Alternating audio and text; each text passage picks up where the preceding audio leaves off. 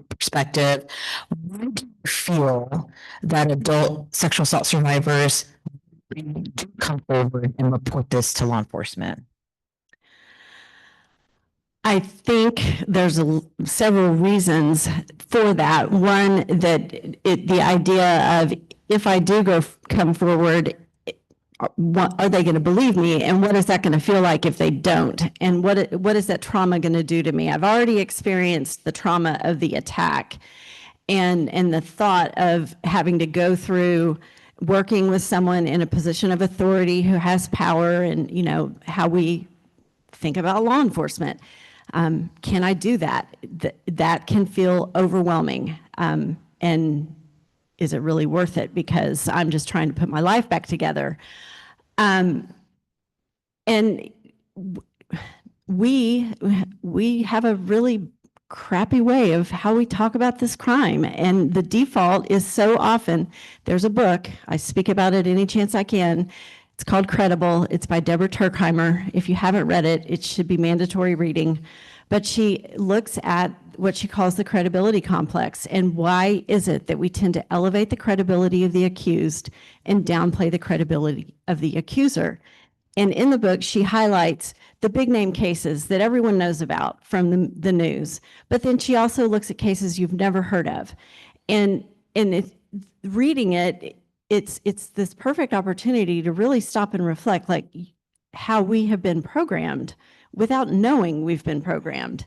And I always say, I wish everyone in the system could read it, but then everyone who's not in the system, because one day you may be called to sit on a jury. And if you carry that bias and you don't know you have it, if you don't know your default is to stop and go, well, why did she? Why didn't she? She should have.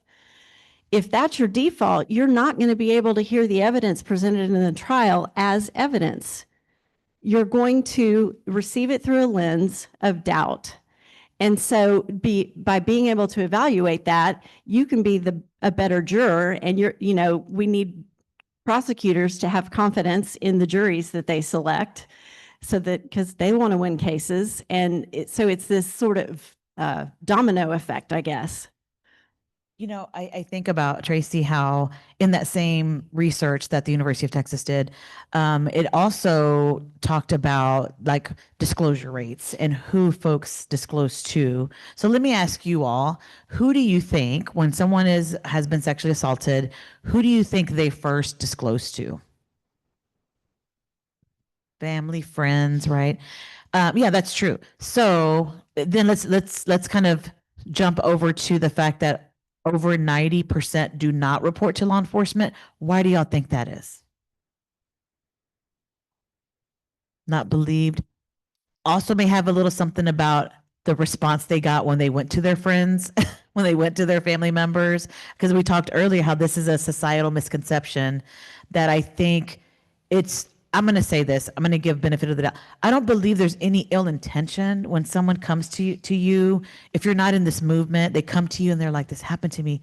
Well, girl, I told you not to go. I mean, what the hell? That kind of stuff that immediately solidifies the doubt that survivor already had in their mind about this. And that may be, because it sets the tone on whether or not, we all know this, right? It sets the tone whether or not they're going to go forward. So Tracy, I was also going to say, when it comes to those very few cases that do make it into the system, why do you think they just fail to go all the way through? Like, what's the issue? Well, there's a word that I wish we could strike from vocabulary when speaking about sexual assault and survivors, victims who are in the system, and that word is cooperative.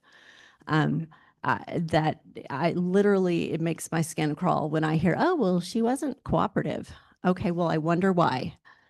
And so, if it doesn't feel safe and you don't feel like, they want to work with you, that they're fighting for you, victims are going to disengage and drop out. And so instead of cooperative, it needs to be, okay, so what are we doing to keep them engaged, to help them participate?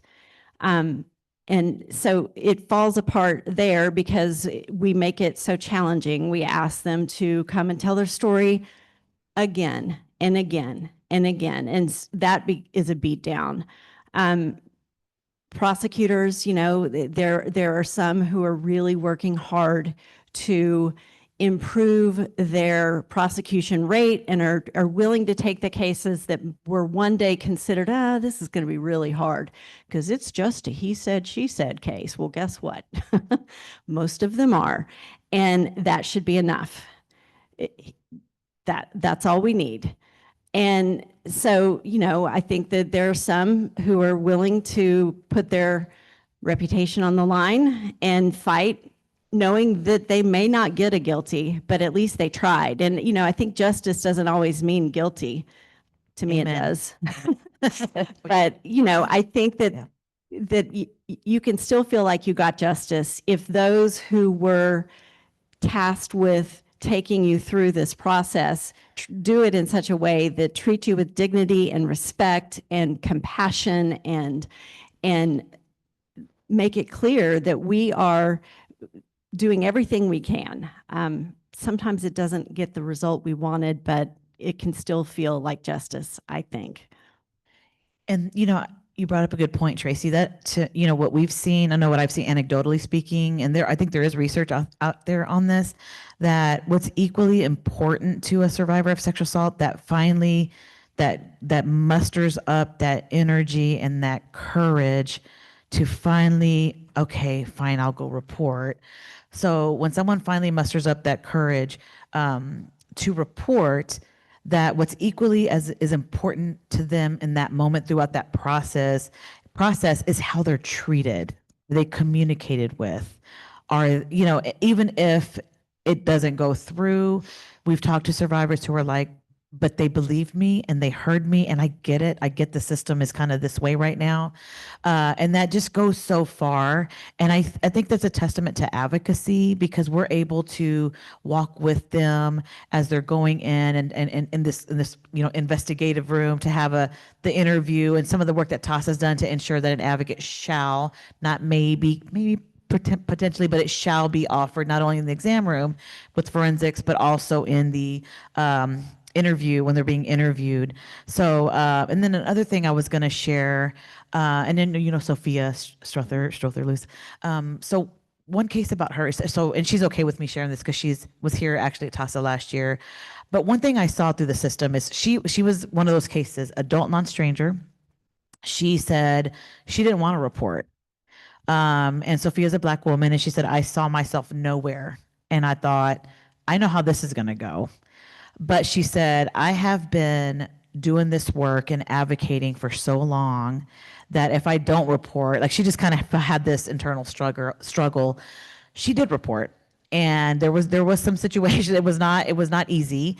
But what I saw also in that, she was able to get, so it was an adult non-stranger case. She did not get a forensic exam, but that was some police work that was really great. That was also a prosecutor who was able to just tell the story, right? Because forensic exams are great. Also, they're ID evidence. So that means, and a forensic nurse will tell you, I can't tell you if a sexual assault occurred. I can just collect this information. That's very helpful for prosecution, but also it's, gives the defense an opportunity to say, well, of course it's there. It was consensual, that kind of thing. So she didn't have a forensic exam. She got a guilty verdict. Again, it was a jury trial. So we were like just falling all over ourselves to say, wow, this adult non-stranger sexual assault, first of all, it made it through grand jury. Second of all, it's now in court. It was put off several times, but it went to court and it got a guilty verdict. There was some weird situation where the judge let him go. He never came back. He got 10 years. He's still out there. It's just a terrible situation. But at the end of the day, she felt disconnected. And she got a good outcome, right? That's the thing we always talk about. Ooh, we got, jail time. However, she said she didn't have an advocate, although that community has advocacy. She did not get a call back from law enforcement victim services, although that community has a system-based advocate. The VAC, the victim assistance coordinator from prosecutor, they were great in the moment. That's what they're supposed to do. But when it was over, she felt like she was just left. So there was like a disconnect. So it's like all the resources we have and that will continue to need, but there was a disconnect. And so I went and I talked to each, because I know those entities, and all of them were falling over their feet to say how much they love the other entity. And I'm like, well, y'all are too busy loving the hell out of each other while survivors are just falling through the cracks.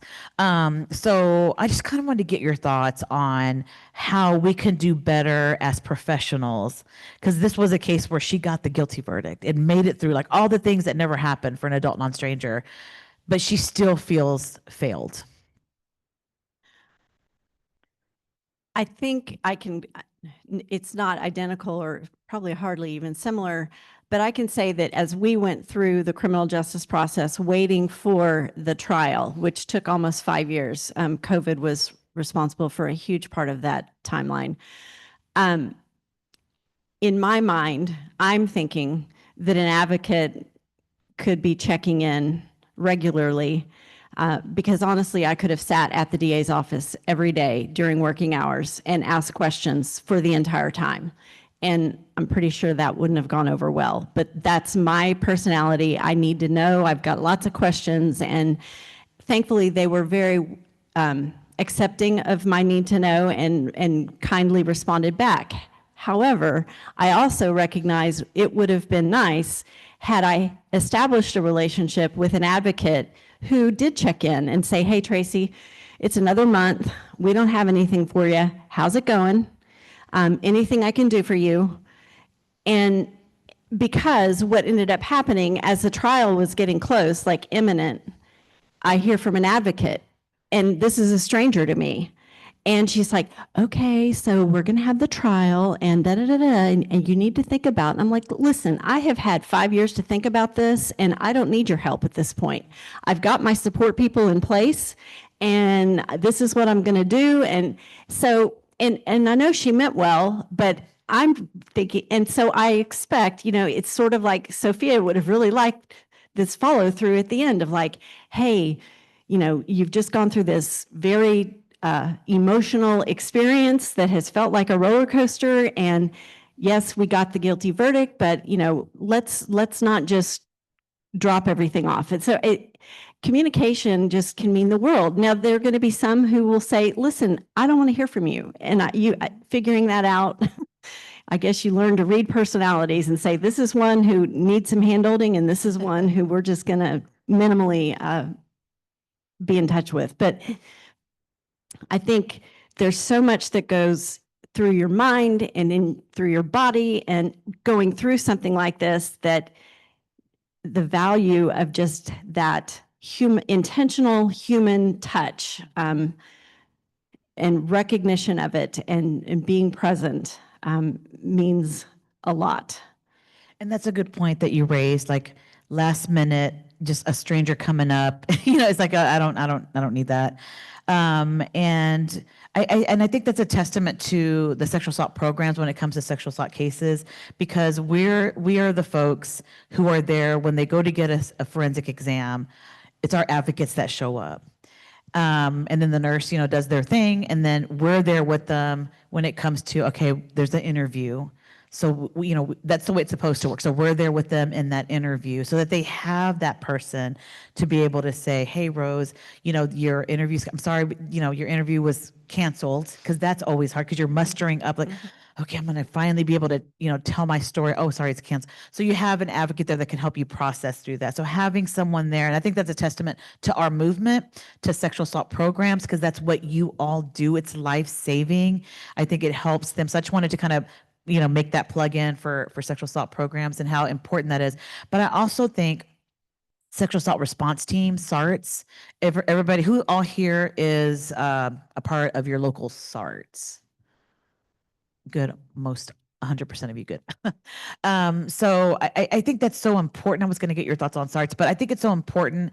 So TASA, that was something that we passed in the 87th legislative session. It mandated SART coverage actually through Senator Jane Nelson over Denton. So Tony and her crew were a big part of helping us get that through. So with the sexual assault response teams, I remember going around the state and there was one judge, I don't forgot his name, but a county judge, and he said, oh, so what you're saying is when a survivor in the community comes forward and discloses, a SART's job is to make sure she doesn't regret it. And I'm like, that's a really good way. So that we're all on the same page, there's follow through, there's seamless transitions. So I just kind of wanted to get your thought, because you have witnessed through these as you were wanting, justice and, and deserving and demanding justice for Molly Jane, that you saw in this string of all these other sexual assault survivors who were not believed yet. So that's why he was able to continue to move on. So as we think about SARTs and collaboration and the issue of adult sexual assault, is there any thoughts or just what is your perspective and what do we need to do to make this better? Well, you said one of my favorite words, and that is collaboration. I just think that there is so much value in collaboration, and especially in a state like Texas that is so big, that has big, giant metropolitan areas, and then the most rural that, you could ever imagine, and everywhere in between. And so the value of having all the various experts and specialties and so on, each individual location doesn't have to have access to all of it, but making it available to your neighbors and knowing that, oh, well, over here is this expert or this person who knows this stuff, so we can tap into them when we need them. I think that is a huge value in that, and just shows, I don't know, community willing to work together on behalf of victims of crime. Speaks volumes to those who experience it, to know that, oh, okay, they really do want to make this work and to do better. And when I think about collaboration, I think about the Sexual Assault Survivor Task Force, which was passed 86th, HB 1590. I feel like, we are taking a giant step in that direction on a statewide level. And I can't tell you how many times I've heard from, different programs, sexual assault programs across the state about these issues. And I'm able to call either Hillary or someone at the governor's office, or I'm able to just make a straight connect to DPS, to the person that I know there, to help get that. And so collaboration is key, and I absolutely agree with that. And I think SARTs provide that same level of continuity and collaboration, and we think they're super, super important. And so I wanted to ask, we're going to switch now to societal failures, because I just want to say I feel like as a society we have to do better, and we can do better. And so in the injustices that you witnessed involving the sexual assault survivors as you pursued the justice for Molly, what role did society or the broader community play in allowing or enabling those failures to happen? We've just made it very unsafe, and there's so much apprehension in the not knowing if I do speak up, what's going to happen next? What's that going to feel like? And is it going to be worth it? I also think there's a piece, I'm in touch with someone who's at a college campus who is not part of Title IX, but more like a confidential advocate kind of role. And there is a trend that she is experiencing or noticing on her campus with the students, where it is almost an acceptance from students saying, well, I'm going to get raped eventually, so it wasn't that bad. And I think that is like, what a tragedy that is a mindset that has been allowed to grow in young people today. And then I think also society has decided that in order to solve the problem of sexual assault, we're going to teach girls how to not get raped. And we focus all of our attention on all the things that you can do to save yourself from being raped. And there is nothing wrong with learning self-defense. A great thing to know. the likelihood that it is going to prevent a rape is unlikely. But I think it makes us feel safe because we think rapists hide in bushes, and they do. There are those cases where people are attacked out of the blue by strangers, and I am absolutely not downplaying that. That is a horrific crime. But keeping our blinders on and thinking that's the only real rape that happens makes us think that, okay, well, we can protect ourselves from that, when reality is the majority of rapists are not strangers, and that feels scary. And so instead of focusing all of our attention on, okay, here's all the things, the top 10 things to do to stay safe. I had so many parents come to me after Molly was killed and say, will you please talk to my daughter? I'm like, Molly could not have prevented what happened to her. There's not anything that she could have done differently. He is an evil, awful person who preys upon women. But we have got to change the conversation and start talking about rape as rape, and talking to those who are the potential perpetrators of it and saying, hey, guess what? Don't do it. Don't put things in girls' drinks. Don't prey upon a girl who is too intoxicated to be able to consent. If you see your friend who's going to do that, step in like you would take their keys if they're about to get behind the wheels of a car.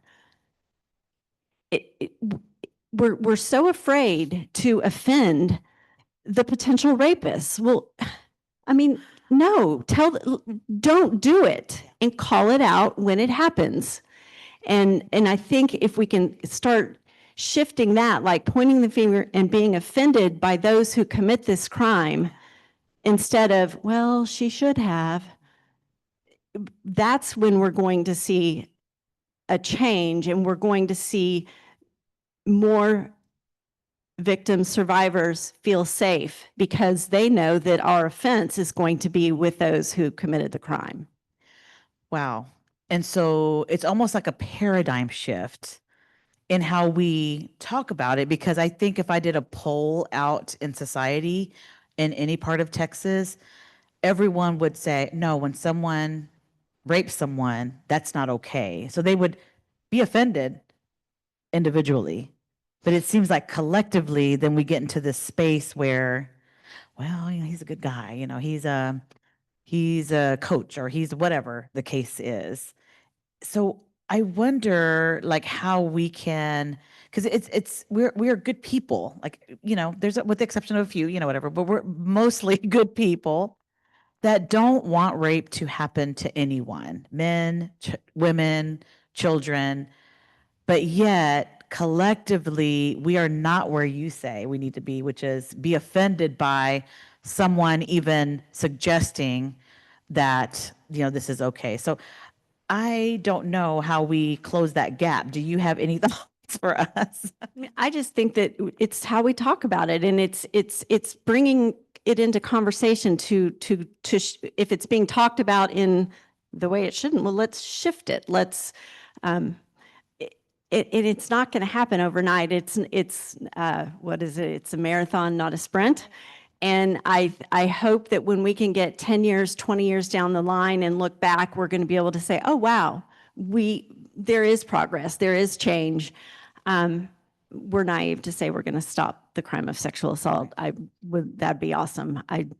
Not being a doubting Thomas, however, anyway, it's educating people. I feel like that in my very small circle of people who are kind of intimately involved in our lives, that periodically they'll say, I've learned, Tracy, I didn't even know that this, or I didn't know that thinking about it this way, or so it's little glimmers of that wherever you can plant them. Eventually, hopefully, that will take root. Nice tie to pain. Yes, it's a nice tie to the conference theme. Thank you. And I also think, Tracy, it may have to do with us just also being okay with the fear, right? Because I'll say this. So I have a nephew. two nephews actually they're not my sons. I didn't birth them, but they feel like it. Like I give them money all the time, all that stuff. So, but I remember when the oldest one was going to college. I had been at TASA already, 10, 15 years by that time. And he was going to college, and I was trying to talk to him about, this situation. But I will admit to everyone in this room that I had an immediate fear, and I think a lot of parents of boys may have this, and it's okay. I think that's why we need to have this conversation. I'm not a parent of a boy, but it's my nephew who I love with all my heart. I had this immediate fear, like, of, oh my God, what if he's at a party and he's falsely like pointed out? And I was like, what the hell am I saying? I like preach against this stuff all the time. So I get the fear. But then what I immediately was able to pivot to was like, when I talked to him, like we call him Pooh. I said, Pooh, when you're in college and you're going to go to parties, because I did and I know how it goes. If you see, like you described it, if you see anything where someone's either putting a drink, or you see someone that's in trouble, or you see that there's, what's going to happen, I need you to first try to intervene safely. If that's not the case, I need you to get the hell out of there and call law enforcement. Just do it. And that, but it made me kind of see where sometimes when they're like, oh, those girls falsely accused, I don't believe that, but that was a thought. I was afraid for my nephew, but I know better than that, but it was just like an instinctual thing. So I think that we also need to talk about those instincts that may inadvertently, for people who aren't in this field, who run with it. And I think, so again, I just use myself as an example because I know better, but that was like for half a millisecond was like, ooh, and I was like, no, what am I thinking? I know better.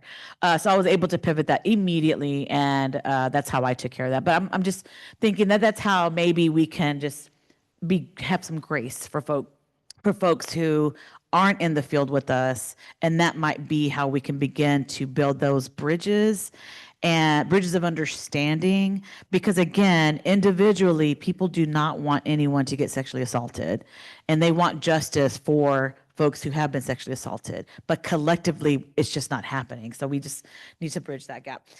Sorry, I keep forgetting to keep the mic here. So I wanted to ask you as for one last question in regards to societal failure. We have other things to talk about, but so what do you think most contributes to silencing or discrediting of adult sexual assault survivors, particularly in the non-stranger cases?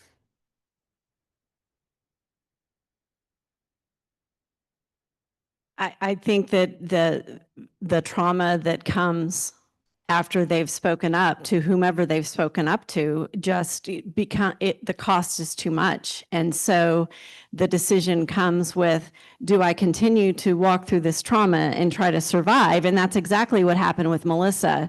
She was brought in, and the detective was very happy to tell her that the individual had passed a polygraph test. And he then followed up and asked her, would she take a polygraph test, which was illegal in 2012.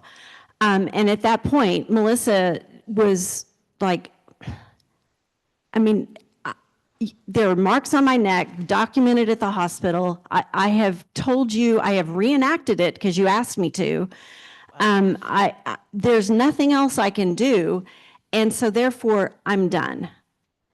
She had to make a decision. Do I save my sanity, or do I continue down this path? And I think that ultimately that's what has to come into play, I would imagine, is the cost is too much, and I don't think I have the capacity to endure this any longer. And so therefore, I'm just going to figure out how to get on with life and put this behind me and pretend it didn't happen, and whatever. Yeah, no, and absolutely. And I feel like, so in Melissa's case is so, it's so similar to kind of what the cases are that are out there, and the same, unfortunately, same response oftentimes that she's getting. So it sounds like we need to talk about proposed, improvements all across the board. So we'll start with law enforcement. So, you saw firsthand in your journey, in all the different cases that led to your journey, about some of the unfortunate failures of law enforcement when it came to the sexual assault survivors. So from your perspective, like what changes do you feel we could partner with law enforcement to make those improvements to minimize that and eventually hopefully eliminate those types of things? Well, I think it's definitely a culture shift. And it just because it's the way we've always done it can't be good enough any longer. We have experts who can tell us exactly what happens in the brain when trauma happens, and this is what it can look like. And so law enforcement has just got to have a mind shift of, okay, this is a crime type specifically that trauma plays so heavily or is such a big piece of it. And so therefore, anything related to the investigation of this crime type has to be done through this lens of understanding trauma. And that doesn't mean going to a training and checking a box and saying, oh, got my training. Yeah. It's like it becomes infused into the DNA of every single person who is involved in the investigation process. And that has to, include and start at likely the leadership who believe that, this is how we get better at this, and not accepting those who can't get there. I don't think everyone is cut out to investigate sexual assault. And if that's not your strength, then you need to be in a different unit. But I think just an overall shift in the way that the crime is thought about, talked about, investigated from top to bottom. Tracy, have you in that time, and from what you've seen and witnessed with adult sexual assault cases, have you seen any improvement, do you think, at all? I mean, I think I'm an optimist. I have to have hope, especially in the world we live in right now. I believe, yes, I've met individuals. I have encountered those who definitely show signs and have a dedication and a commitment to impacting their world positively. The work that we do with Project Beloved, that we're kept so busy with the soft interview rooms, and that makes me hopeful that people are talking about it. They're sharing the resource with others and seeing like, oh, this actually makes a difference. And it is a best practice. And so, yeah, I think so. Yes. Are we there? No, but we're going there. Yeah, so at TASA, we partner with the governor's office, and we have the law enforcement sexual assault training. And I want to give a shout out to Liz Donegan and Kim Farbo, because they put that agenda together. They bring in not only their expertise, but expertise from across Texas, across the country. Shout out to Ending Violence Against Women International. We get a lot of speakers from them because they have the best of the best at their conferences. If you've never been to one, you should definitely try that. When I first went to an EVAWI conference, I was like, I've been in this movement too long. What else can I hear? And my God, I learned so much. And I heard from law enforcement, and I was like, wow, these are a bunch of unicorns. And that made me think there's a lot of good law enforcement. We hear about the cases that weren't handled appropriately, but there are a ton of cases that are handled appropriately. So that EVAWI opened my mind and my eyes to that. So I appreciate the work of law enforcement when it comes to this. And yes, we do also, though, at the same time need to get better. But I'm hoping we're seeing a shift. We have a conference that we do, a training that we do in South Padre every year. One, because I'm always amazed at how many law enforcement that grew up in Texas that has never been to South Padre. It blows my mind. But we take them there because we want them to not only get the learning, but also to get hopefully some self-care, which I know is not something that they think through. But I wanted to say that I feel like we're starting to make inroads. We know that training is not enough. I know I've heard Liz and Kim say that it does take leadership. You mentioned that too.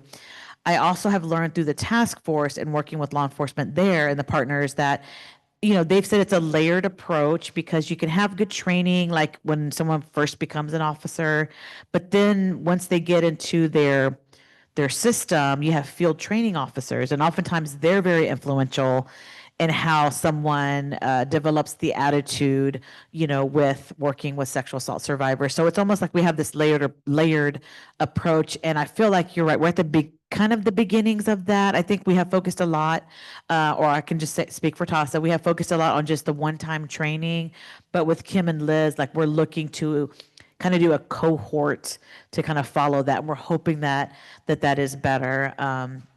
But my next question is, what role does public policy play in in making changes? And I would love for you to talk about Molly Jane's law, and then the last law that you passed in regards to CODIS. And CODIS is another thing that's our love language.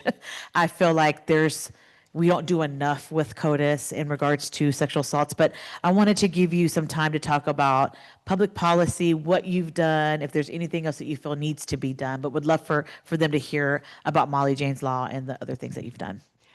Well, I don't think that, just passing a law is going to fix something. And there may have been a time that I thought that would be the case. But I think that there is definitely room for improvement in the way policy is written. It gets written with the best intention, I think, and then you get down the road and you're like, oh, we didn't consider this, or what about this? So there's tweaking that happens, but hearing from those with lived experience who are like, wait, if a law could have existed, might this have saved whatever from happening? And that's sort of the approach that I took, was there has to be a law that could have saved Molly's life. And so I contacted our representative in Fort Worth, who was a personal friend. We had grown up together almost. And so I used that privilege to my advantage and contacted him and said, we need to write a law. And he said, okay, we'll get to work on it. And so he called me into his office in January of 2019 with the draft of what would then become Molly Jane's law, and read the draft. And that was my first real experience with legislative language, which is the most obtuse, difficult to understand. To call it English, I don't even know what it is, but I did my best to understand and offer suggestions, and they're taking notes. And I'm thinking, that's super weird that you're listening to me and you're taking notes, but okay. And so this started this process, and this was 2019. So it was just at the 2-year mark. And I was in Austin to testify in front of Homeland Security on the 2-year anniversary of Molly's death. And I take that as one of many of the winks from God of like, okay, we're gonna redefine April 10th. But I watched something happen. The process happen in a way that I believe those who came up with this whole way of how we make laws and pass bills and so on, how they intended it.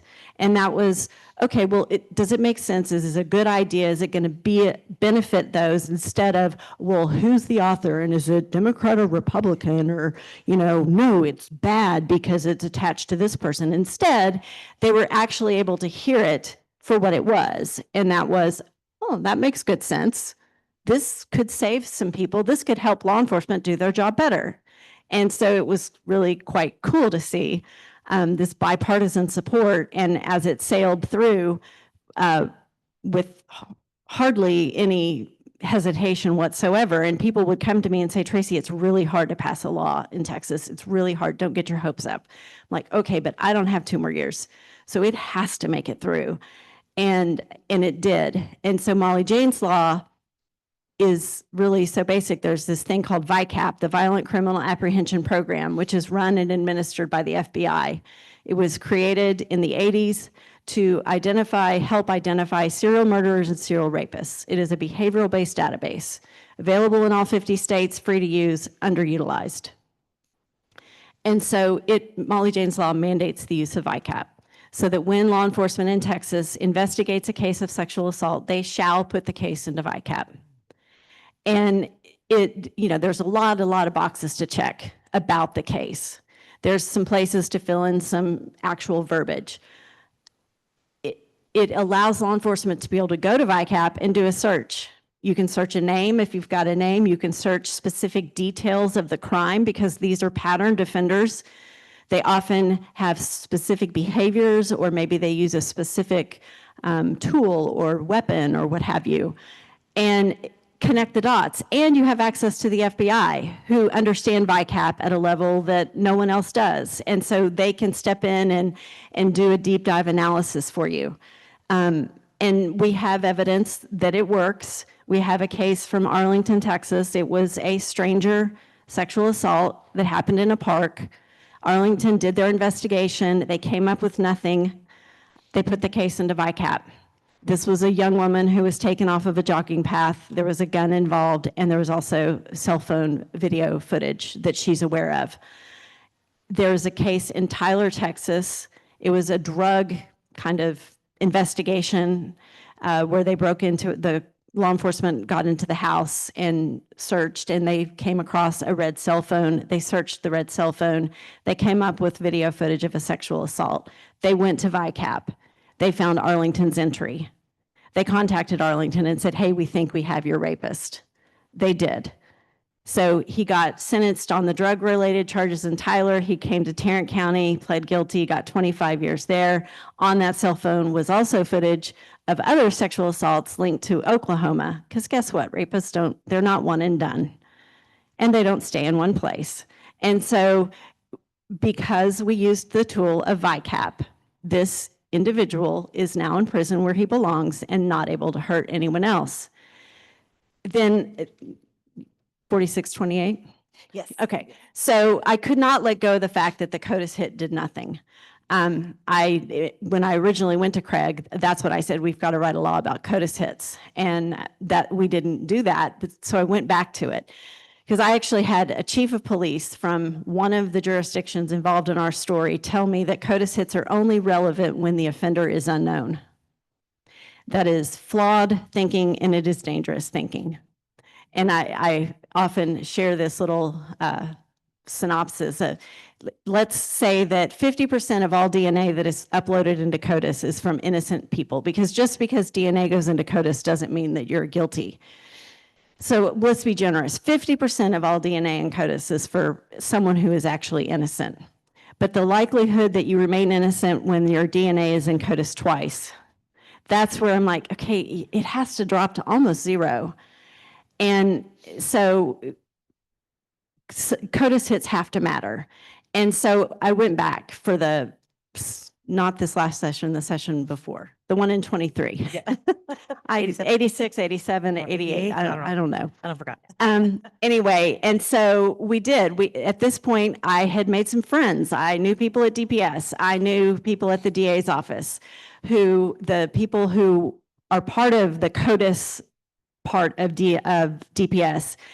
And what we did was come up with very similar to the Lavinia Masters Act, where, we knew we've got this backlog of rape kits. That is a terrible thing.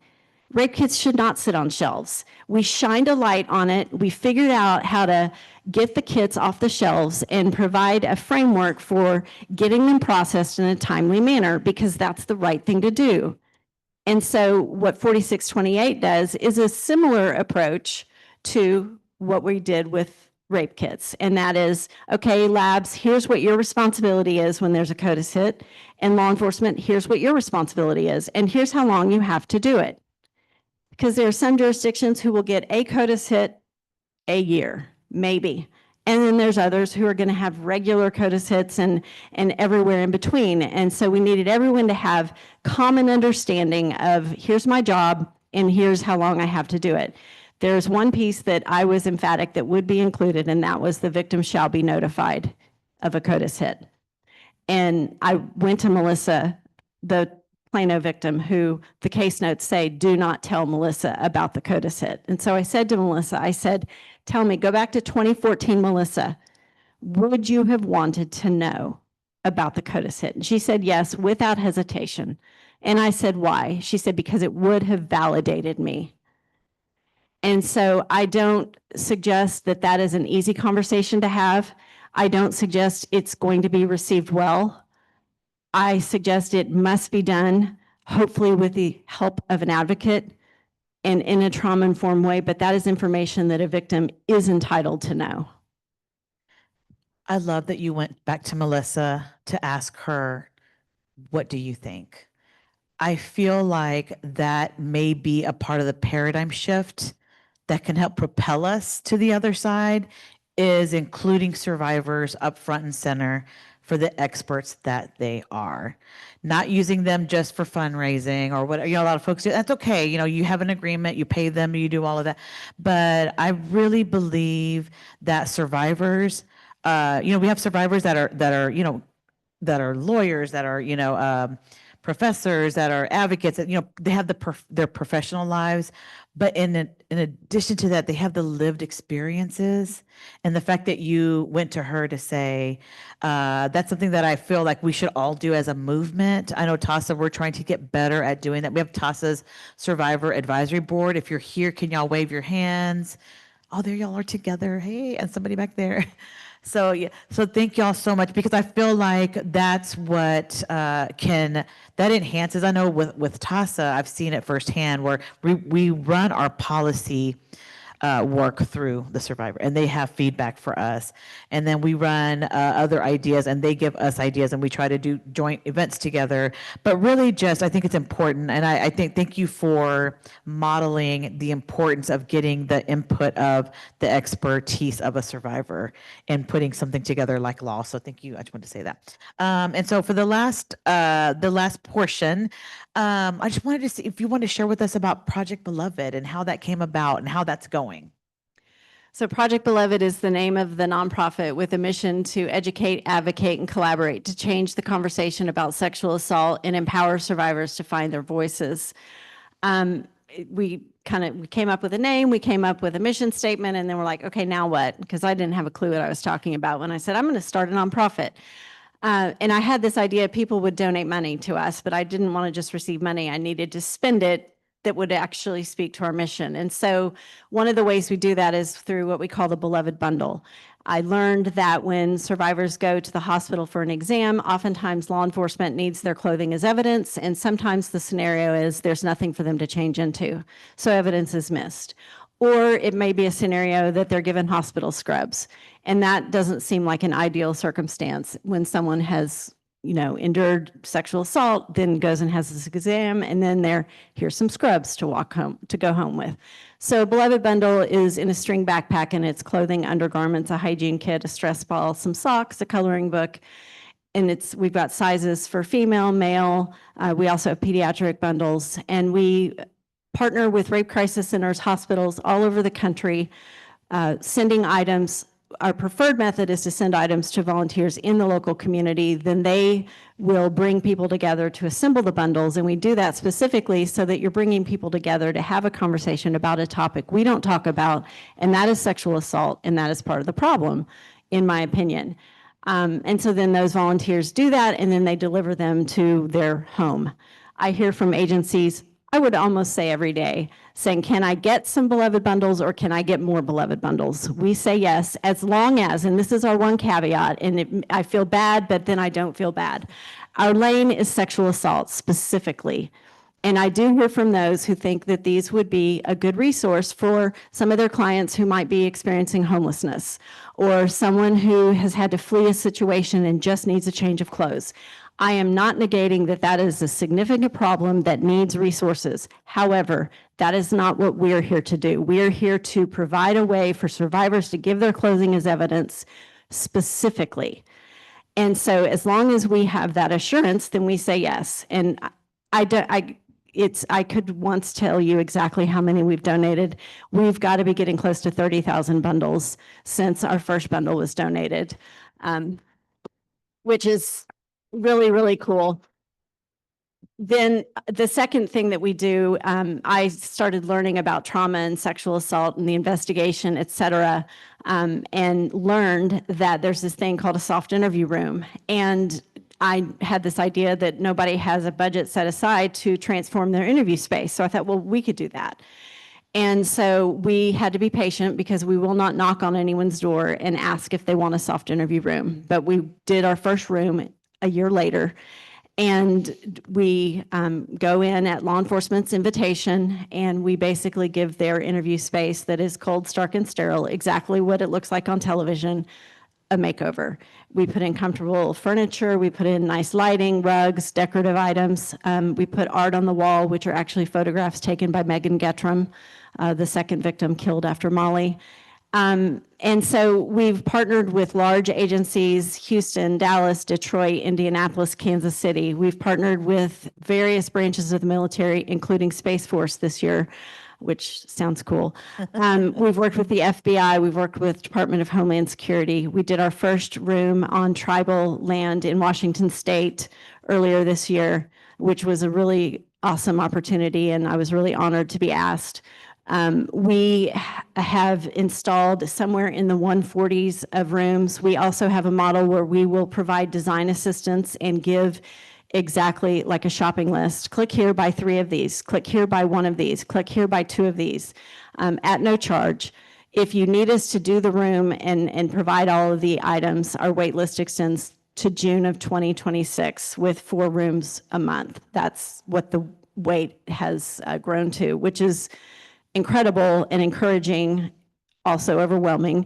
But if you have funding, or maybe you know some generous people in the community, we'll give you the design plan for no cost. We'll give you the art, and that wait is significantly shorter. And it is a tremendous honor. And again, sometimes it's daily that I hear from agencies, and sometimes it's weekly, but it is regularly hearing from agencies, hey, we heard about from a training, or I was Googling about soft interview rooms. And, my belief, we're asking people to come to a place they don't want to be, to have a conversation with someone they don't want to talk to, and to tell a story they don't want to tell. And so if the room can just take the slightest bit of edge off of that, and the conversation is done through a lens and an understanding of trauma, then maybe we're going to get more evidence, better evidence. We're going to make arrests. We're going to get cases prosecuted, and we're going to put rapists in jail. That's my long-term goal. And with that, when we think about the title of this coffee chat, which was Changing the Rules, Changing the Room, How Molly Jane's Legacy is a Movement for Survivor Justice, I think you encapsulating in the work that you've done and what you're doing currently and the way that you ended that, I just wanted to say thank you so much, Tracy. And before we end this, though, I wanted to bring up Hillary England from the Texas Governor's Office. She has a couple of words she'd like to give.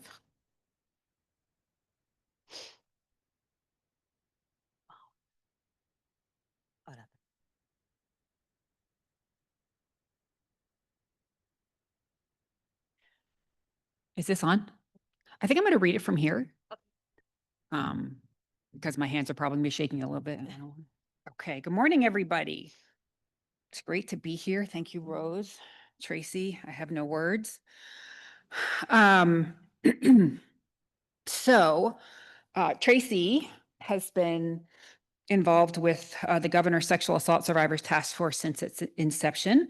I remember very clearly, I was a brand new administrator at the time in the governor's office, and I was forwarded an email from Tracy setting forth a 12-point, I'm exaggerating, set of reasons why she really needed to be involved in this work.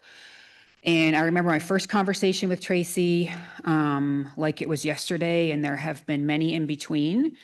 You are just a phenomenal woman, phenomenal partner, phenomenal friend. You are the best thing for me from my journey so far as a member of the governor's office. I think about you all the time and what you are doing, and just listening to that retelling of the profound impact you've had. It's really beyond inspirational. So I wanted to read a proclamation and recognition for Tracy from the governor. And I'm going to do that. State of Texas Governor, to all to whom these presents shall come, greetings. Know ye that this official recognition is presented to Tracy Matheson. As Governor of Texas, I am proud to recognize your incredible contributions to the Sexual Assault Survivors Task Force and moreover to the social fabric of this state. In 2017, you were forced to endure the unthinkable when your precious Molly Jane was taken from this earth in a truly heartrending set of circumstances. But in the wake of this profound tragedy, you proved to all the world who you were, a strong, passionate, empathetic advocate who was able and willing to change the world for the better. Indeed, your tireless work has touched lives in Texas and beyond. And Molly Jane's legacy lives on through the law and the nonprofit organization that bears her name. From beloved bundles to soft interview rooms to improved law enforcement practices, you have bolstered the response to sexual violence in tangible, pragmatic ways, and your efforts represent meaningful progress in one of the great challenges of our time. Knowing firsthand the toll that these heinous crimes can exact, you lent your time and talent to the Sexual Assault Survivors Task Force as a founding member. In this capacity, you have used your own experiences as a catalyst for positive change, and consequently, you represent the very best of this state. Ultimately, you brought hope and light to people in dire need, and in so doing, you won the respect and admiration of your community, your state, and your governor. First Lady Cecilia Abbott joins me in applauding your work and in wishing your entire family God's blessings. In testimony whereof I have hereunto signed my name and caused the seal of the state of Texas to be affixed at the city of Austin this the 14th day of February 2025. Greg Abbott, Governor of Texas.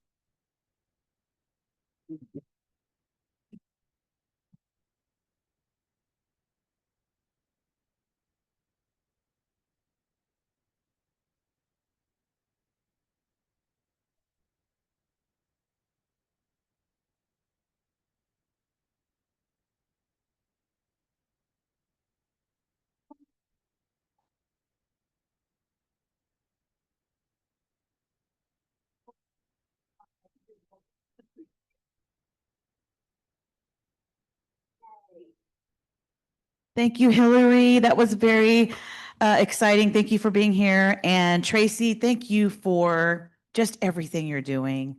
Thank you for agreeing to be here. I thought, I'm just going to ask. I don't know, she's really busy, but thank you so much. And I'd like to give you the opportunity to give any parting words of encouragement, knowing that the room here is full of sexual assault advocates who work tirelessly across the state, who are enduring and working through such perilous, times, and oftentimes are just, with the uncertainty, also with the funding and the COGS, all that stuff that they have to deal with, but they still manage to do the work. I didn't know if you wanted to have any parting words of encouragement for them.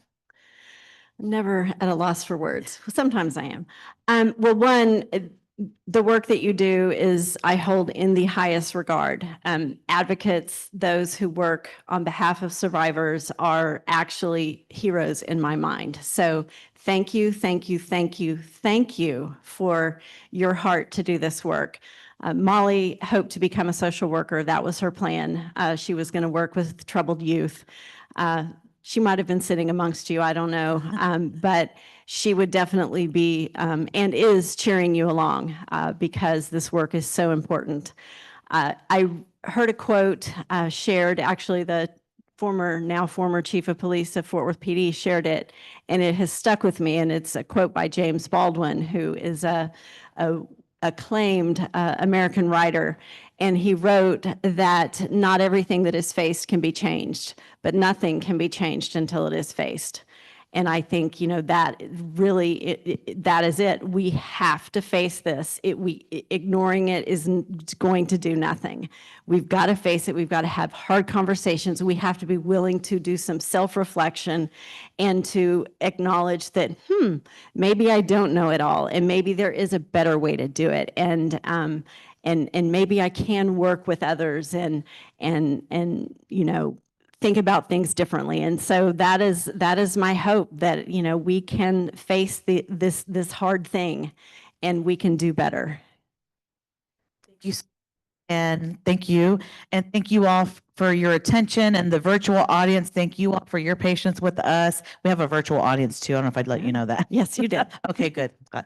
But all right, y'all. So we have a few minutes before our next set of workshops, but thank y'all so much. Welcome. Welcome to Denton. Welcome to the TASA conference. We have a lot in store for you. So we will see you out and about. So thank y'all so much. Hi, virtual folks. Thank you so much for your patience. I hope that everything went smoothly after the audio was fixed and you got something out of it.